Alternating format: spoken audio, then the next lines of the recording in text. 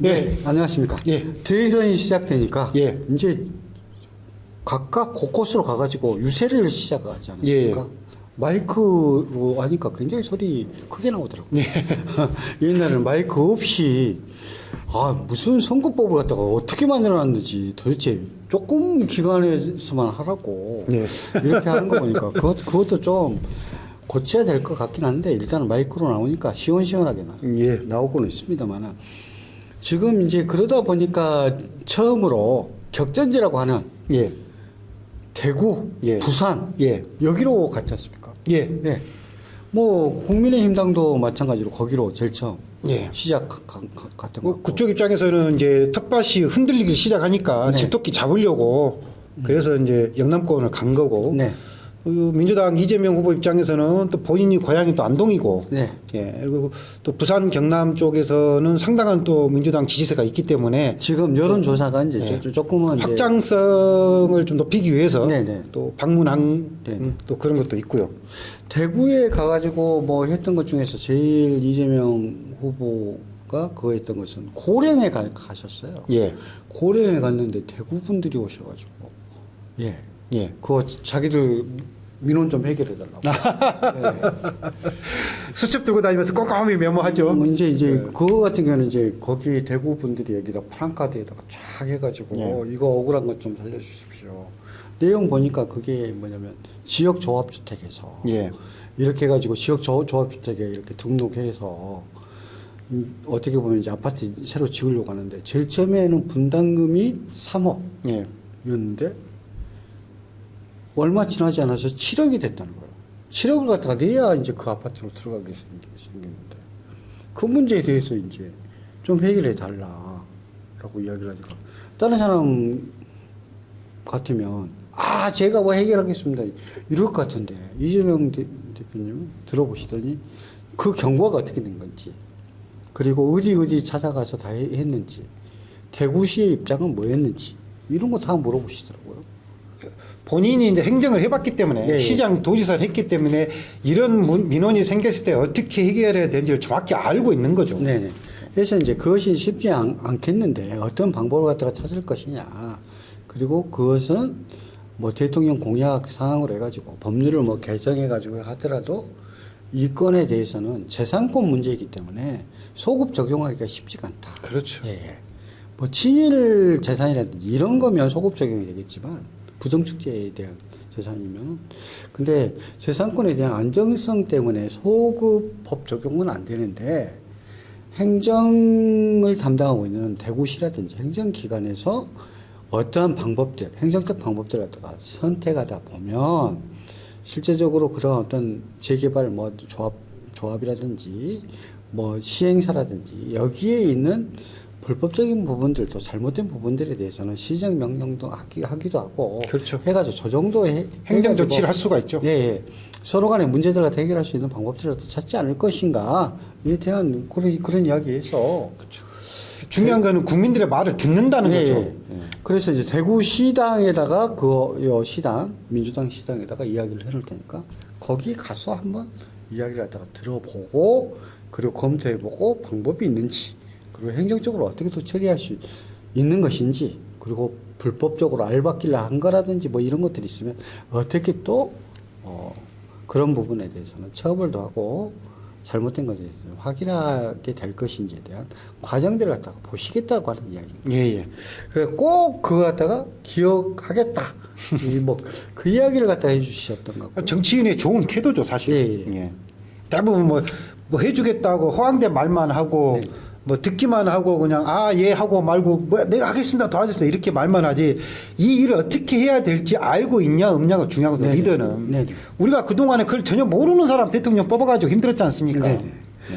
부산 가서 가장 크게 됐던 것들이 지금 산업은행하고 해양수산부. 예, 한업은행, 해양수산부 뭐 전 정부에서도 계속 그런 얘기들 많이 나왔습니다. 네네네. 예. 근데 이제 그 국민의힘 쪽에서는 해수부를 한업은행을 부산에다가 유치를 해야 되는데 네. 옮겨야 되는데 민주당이 반대를 해서 못 하고 있다. 거짓말이잖아. 쓸데없는 핑계 대고 있는 거고 자기들도 못 하고 있는데 네네. 그래서 이재명 민주당 후보는 현실적으로 산해병을 부산으로 옮기는 건 쉽지가 않다.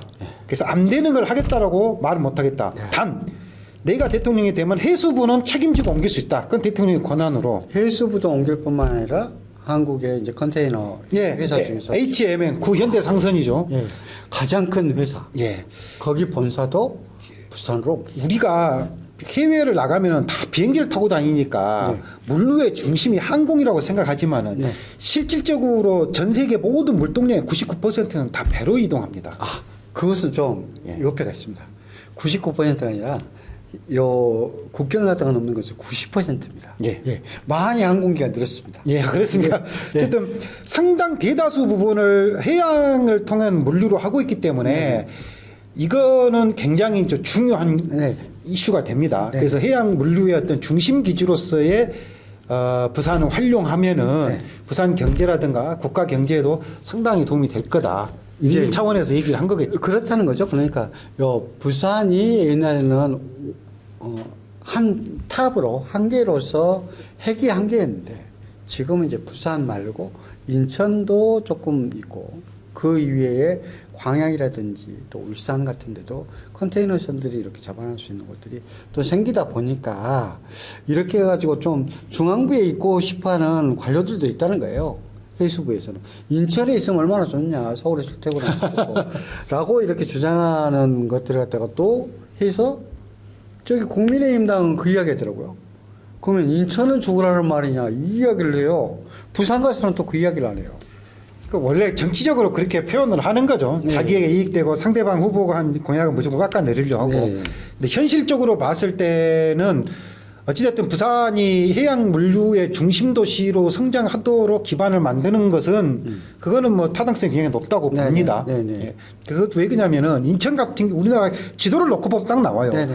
부산은 뭐 일본뿐만 아니라 러시아 북극 항로부터 네. 또는 뭐 미국 아메리카 쪽 그다음에 남방 쪽으로 움직이기가 굉장히 용이하거든요. 한마디로 부산은 뭐 어떻다.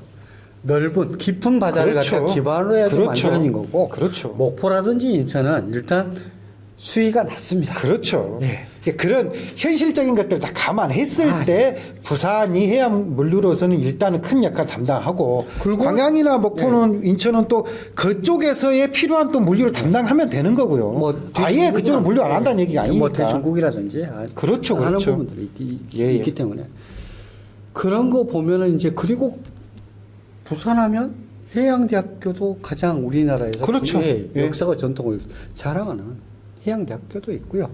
그리고 많은 분들이 부산을 갖다가 어떻게 보면 살려야 된다라고 예. 하는 생각들도 좀 강하신 것 같고. 아, 해양수산부가 그래도 부산으로 가서 조금 정리돼야 될 필요가 있는 것 같다. 예. 첫 번째가 그건 것 같고요. 또 한 가지는 지금 실제로는 윤석열 돼가지고 뭐 대구 부산 쪽에 뭐 해준다고 해가지고 안 된 것들 중에 한 가지가 뭐냐면 가덕도 신공항, 예. 그다음에 대구 쪽에 있는 뭐 영남 내륙 신공항. 예. 지금 뭐 두 가지 군의로 다, 옮기죠. 예. 두 가지 다 지금 삐그덕 해가지고 안 되지 않습니까? 지금 가덕도 같은 경우는 사실은 일찍 좀 개항을 해야 되는데 2030년 이제 엑스포 때문에 예. 그 전에 이제 만들기를 바라죠 국토부 입장에서는. 예. 근데 현실적으로 그냥 땅 위에 뭐 산을 밀고 짓는 게 아니라 바다를 매립을 하고 해야 되기 때문에 현실적으로 공사 기간에 대한 또는 그 한계성이 좀 있어가지고 이번에 그 하기로 했던 현대건설 측에서도 난색을 표명해서 공사 기간을 좀 네. 더 주라. 네. 이 부분이 좀 협상이 제대로 안 돼 가지고 까딱 잘못하다가는 아예 뭐 물 건너갈 수도 있는 이런 상황도 좀 우려스럽습니다. 아니 그러니까 요 가덕도 신공항에 대해서 준비를 하고 그걸 갖다 공약으로 세우고 그리고 자기들은 무조건 한다고 했거든요. 예. 박형준부터 시작해가지고 부산시장부터 시작해가지고 한다고 해놓고 실제로는 못하는 쪽으로만 계속적으로 만들고 있어요.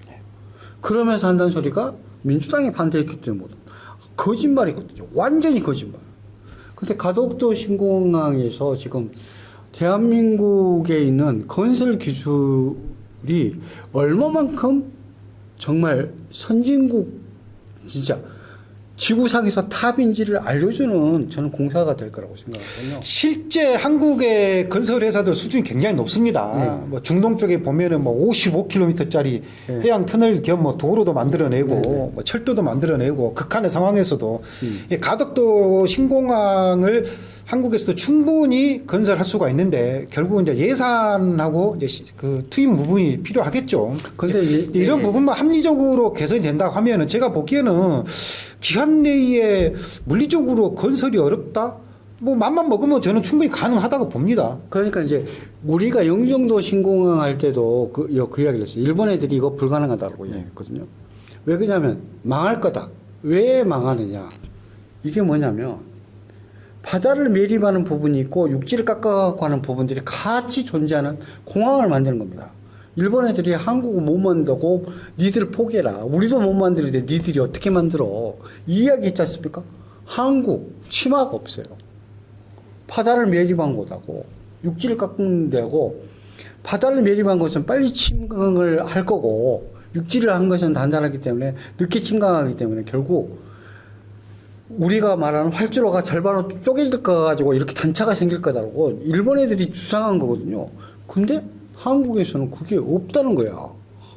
그러다 보니까 일본 애들이 야 우리 옛날에 간사이 공항 만들 때도 그렇게 해가지고 매립하는 거하고 그거하고 중간에 했는데 1년에 20cm 바다에 있는 부분들이 빨리 꺼져버리더라. 그 지도 잘못 만들었으니까 그런 거죠. 아니 그러니까 본인들 기술력이 안 되기 때문에 그렇죠. 그런 기술력이 안 된 거죠. 대한민국 기술력이 된다는 거예요. 충분하죠. 수십 미터 바다에도 1cm 오차 없이 건설했던 실력을 갖고 있습니다. 한국 건설에서는. 거기다 가덕도 신공항을 지금 할 때도 그 이야기가 지금 똑같이 나오고 있거든요. 네.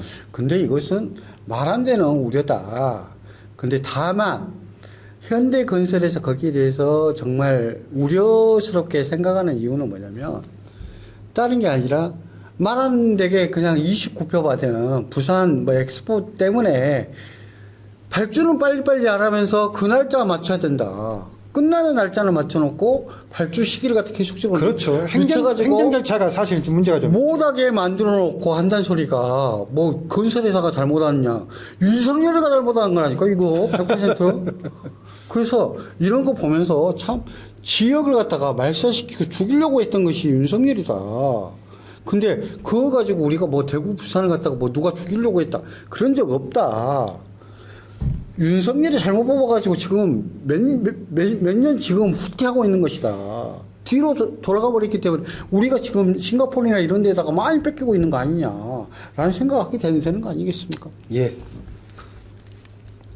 지방 이전 공약 이번에 이재명 후보가 대통령이 되면 엄청나게 많이 지켜질 것 같지 않습니까? 아, 저는 뭐 그분이 과거에 성남시장이나 경기도 할 때 공약 이행률을 보면은 정말 본인이 지킬 수 있는 약속만 합니다. 네. 그러니까 본인 스스로도 얘기합니다.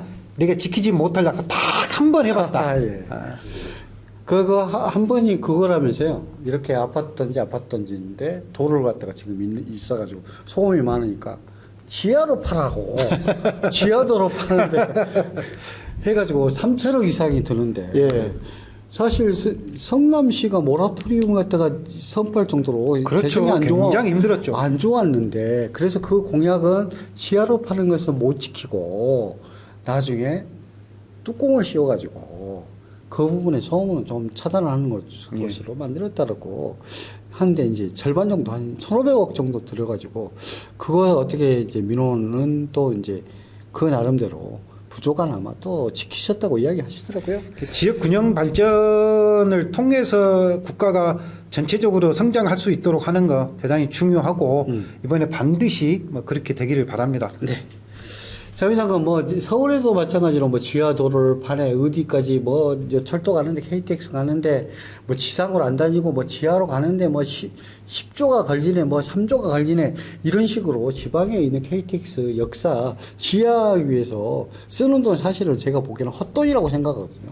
그러지 말고 KTX 그 기차역은 조금은 도시 중심지가 아니라 외곽에다가 이렇게 설치를 해가지고 돈을 아껴가서 그 아낀 돈 가지고 뭘 할 생각을 한 게 아니라 도심지에 있는 그 역까지 그냥 땅굴을 파가지고 꼭 가야 된다. 이런 생각은 정말 말 안 되는 생각이다. 이런 생각이 듭니다. 그러니까 공약이 국민들 속 터지게 하는 공약, 거짓 공약 또 그만 좀 하고 돈 엄청 많이 들어서 실제적으로 우리가 받는 이익 혜택보다는 돈이 너무 많이 들어가서 우리의 성장 동력을 갖다가 막는 식의 그런 말 안 되는 공약은 좀 중지해야 된다. 실사구시해야 된다. 이런 생각을 하게 예, 됩니다. 동의합니다.